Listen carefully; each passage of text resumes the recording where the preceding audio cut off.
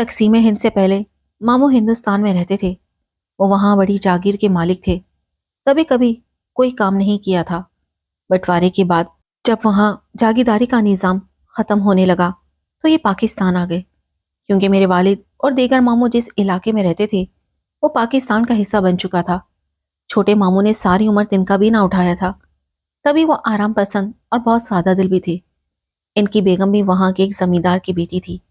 ماموں پاکستان جانے لگے تو مومانی کے والد نے انہیں روک لیا، لہٰذا ماموں تنہا تھوڑی بہت جمع پونجی لے کر آ گئے۔ یہاں کلیم میں انہیں ایک گھر اور دکان ملی۔ دکان گھر سے متصل تھی، اس میں انہوں نے ایک ڈپو کھول لیا۔ امی کی شادی ایک کھاتے پیتے خوشحال گھرانے میں ہوئی تھی۔ میرے والد درمیانے درجے کے زمیندار تھے۔ ہمارے گھر اللہ کا بڑا فضل تھا، جبکہ ماموں کی گزر اوقات بس ٹھیک ہی تھی۔ کچھ عرصے وہ میرے والد کے گھر رہے۔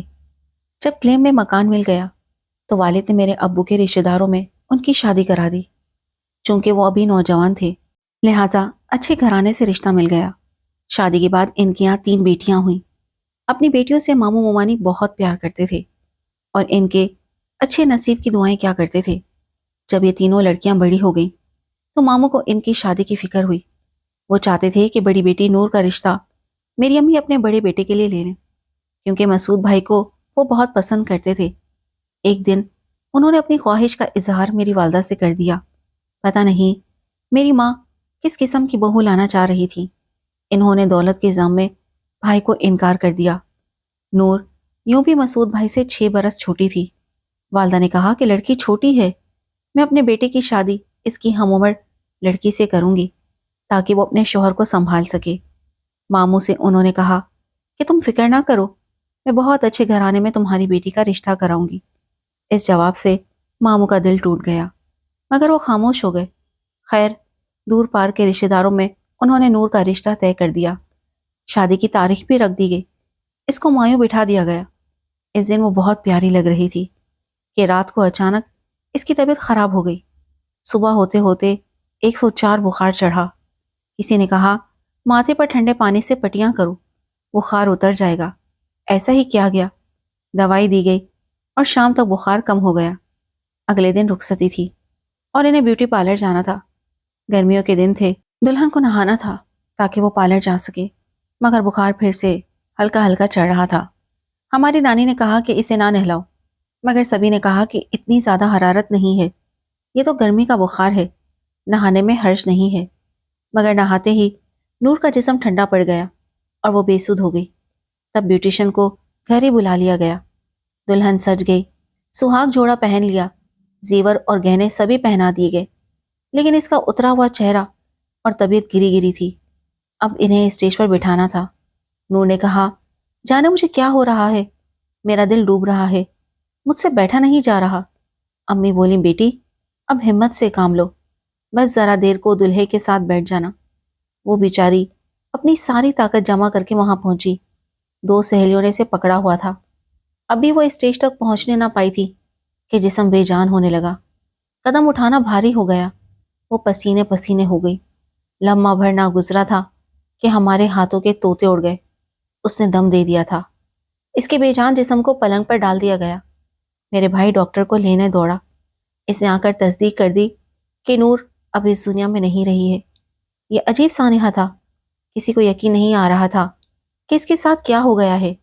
کسی کی نظر لگ گئی ہے یا تقدیر میں عین شادی کے دن موت لکھی جا چکی تھی۔ دیکھتے ہی دیکھتے خوبصورت حور ہاتھوں سے کسی نازک پرندے کی طرح آسمانوں کی طرف اڑ گئی۔ ماں باپ کے لیے تو صدمہ تھا ہی، تمام خاندان بھی سکتے میں تھا۔ شادی کا گھر میت کا گھر بن گیا۔ خدا ایسا سانحہ کسی کو نہ دکھائے۔ خیر، جو ہونا تھا ہو گیا۔ اس صدمے سے ماموں مہینوں نڈھال رہے۔ وہ مانی اور بہنیں عرصے تک مسکرانا بھول گئیں۔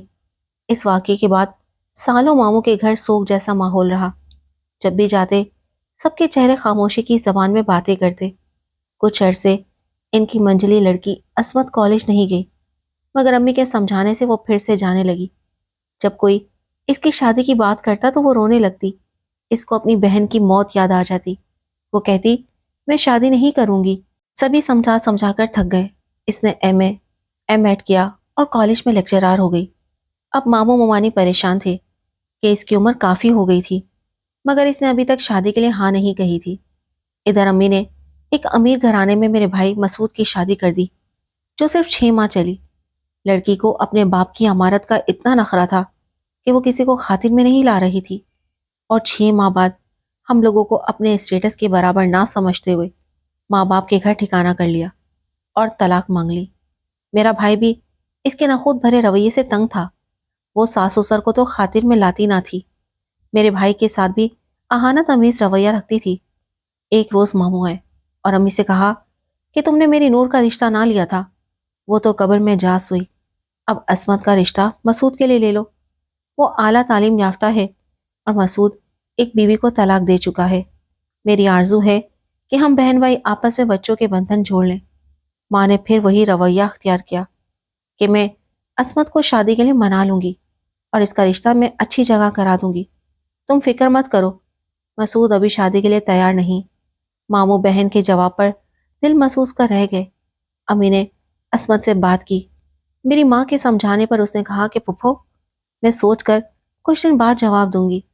ان دنوں شہر میں وبائی بخار پھیلا ہوا تھا۔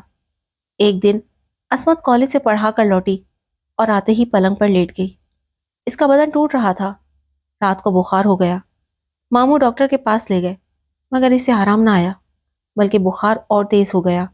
10 روز اس کو اینٹی بائیوٹک دوائیاں دی گئیں، مگر بخار اترنے کے بجائے بگڑ گیا۔ کھانسی تھی کہ رکنے کا نام نہ لیتی تھی۔ ایک دن کھانستے کھانستے بخار کی حالت میں ہی اسے خون کی الٹی آئی اور شام کو اپنے خالق سے جا ملی۔ کسی کو گمان بھی نہ تھا کہ عام سا بخار اس کی جان لے لے گا۔ ایک بار پھر ماموں کے گھر صفے ماتم بچھ گئی۔ کسی نے کہا کہ کلیم میں جو گھر ملا ہے اس میں بٹوارے کے وقت خون خرابہ ہوا تھا۔ یہ گھر بھاری ہے، مقتول مکینوں کی روحیں اب بھی یہاں پھرتی ہیں اور انتقام لیتی ہیں، آپ لوگ یہ گھر چھوڑ دیں۔ ماموں نے مولوی صاحب کو بلا کر مسئلہ بیان کیا۔ انہوں نے تسلی دی اور کہا کہ سب کچھ اللہ کے ہاتھ میں ہے، جب تک اللہ تعالیٰ کا حکم نہ ہو پتا بھی درخت سے نہیں گرتا، وہ ہم نہ کریں۔ آپ مسلمان ہیں، مکان میں کلام پاک کی بآواز بلند تلاوت ہر ہفتے میں ایک دن کروا دیا کریں۔ اموات کے اسباب مشکوک یا اوہام کی بنا پر طے نہیں کیے جا سکتے۔ مولوی صاحب پڑھے لکھے سمجھدار انسان تھے، انہوں نے تلاوت قرآن، صدقہ و خیرات کے سوا کسی اور بات کی تلقین نہیں کی۔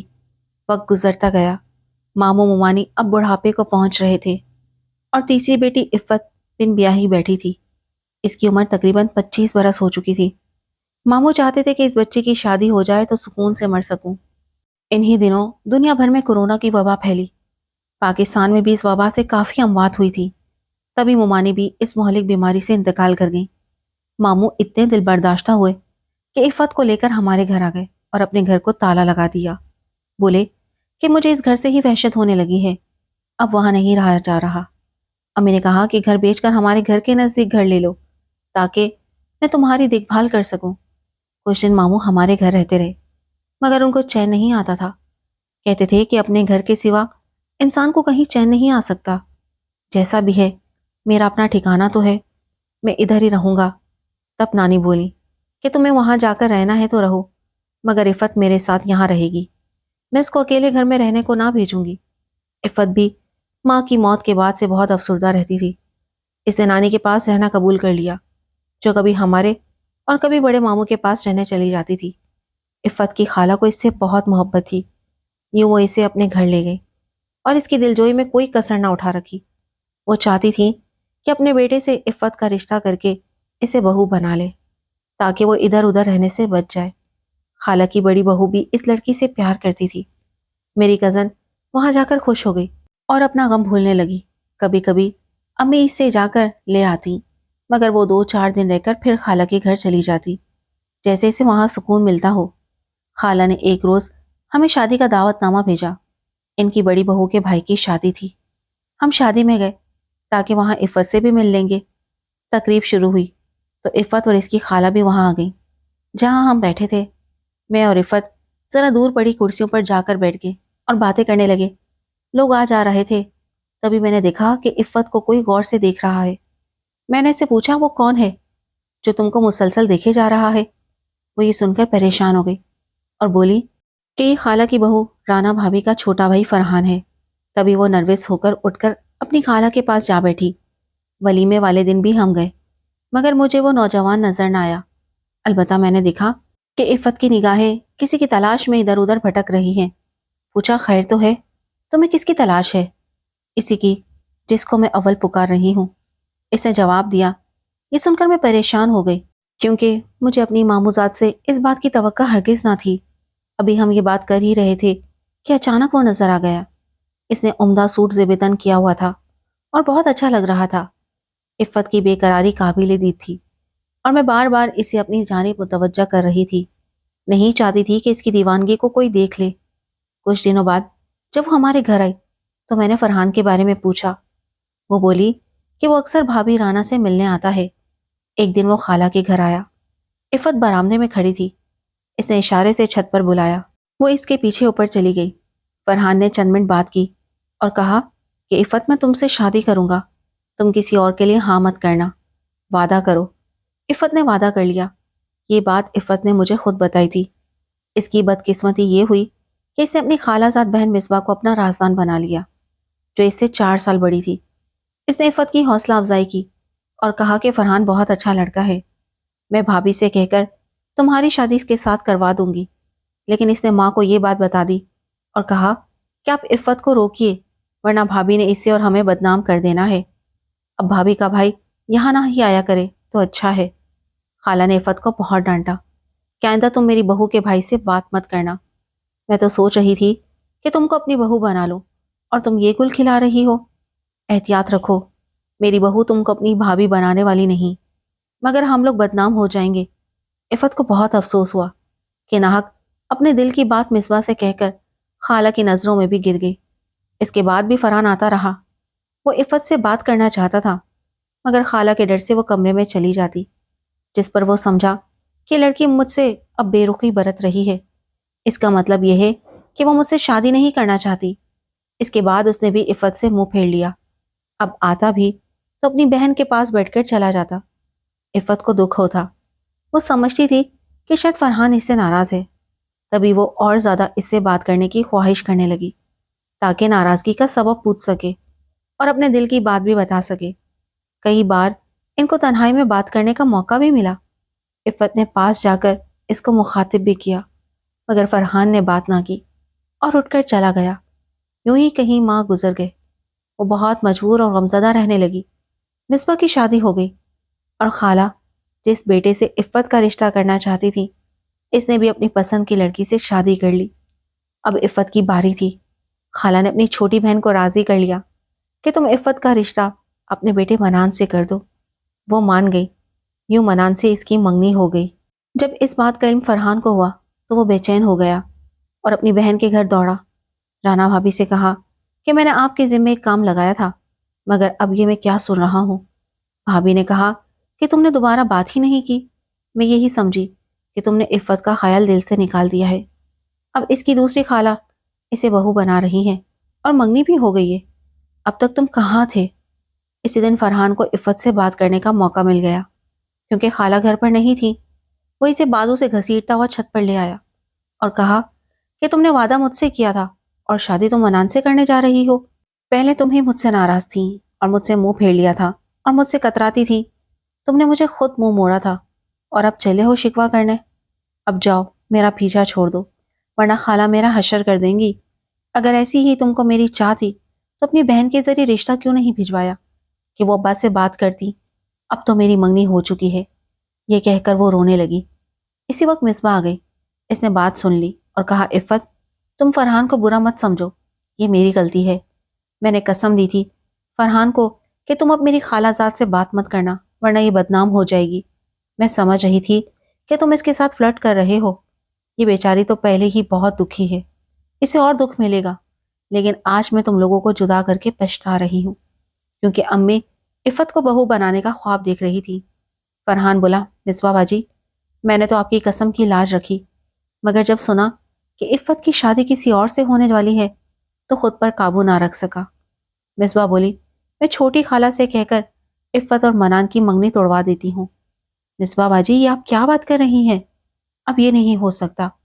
عفت انگلی میں منگنی کی انگوٹھی گھماتے ہوئے بولی، اب تو خالہ بات پکی کر چکی ہیں، تو منگنی کی انگوٹھی واپس کر دو ورنہ میں جان دے دوں گی۔ اب جو بھی ہو میں بڑی خالہ کو شرمندہ نہیں کر سکتی۔ فرحان اب بہت دیر ہو چکی، یہ کہہ کر وہ تیزی سے سیڑھیاں اترنے لگی کہ گھبراہٹ میں اس کا پیر پھسل گیا اور وہ سیڑھیوں سے لڑکتی ہوئی ایسی گری کہ بے ہوش ہو گئی۔ اسے اسپتال لے جایا گیا۔ ڈاکٹروں کی کوششوں کے باوجود وہ ہوش میں نہ آئی۔ سر میں شدید چوٹ آئی تھی، یوں کومے کی حالت میں ہی وہ اللہ کو پیاری ہو گئی۔ فرحان صدمے سے دم بخود تھا۔ ہمیں اطلاع بھیجوائی گئی، ہم لوگ عفت کی میت میں گئے، مگر ماموں کو کسی نے نہ بتایا کہ تمہاری تیسری تتلی بھی آسمان کی طرف پرواز کر گئی ہے۔ کسی کو بتانے کا حوصلہ تھا اور نہ ماموں میں سننے کا یارا تھا۔ عفت کو اس کی بہنوں کے پاس دفنا دیا گیا۔ یوں ماموں کے آنگن کی تینوں تتلیاں اپنی زندگی کی خوشیاں دیکھے بغیر اس دنیا سے چلی گئیں۔ ماموں روز ہی قبرستان جاتے، اپنی بچیوں کی قبروں سے لپٹتے، لیکن ان کو خبر نہ تھی کہ ان کی تیسری بیٹی عفت کی قبر کون سی ہے۔ وہ بات میں نیم پاگل سے ہو گئے تھے۔ اب دکھ ان کے لیے دکھ نہیں رہے تھے، کبھی ہنستے اور کبھی روتے تھے، مگر امیاں پچھتاتی تھیں کہ کاش وہ عفت کو ہی اپنی بہو بنا لیتی، مسعود سے نہ سہی چھوٹے بیٹے سے بیاہ دیتی جو عفت سے 3 سال بڑا تھا، تو بھائی کی بچیوں کی قبر میں ایک اور قبر کا اضافہ نہ ہوتا۔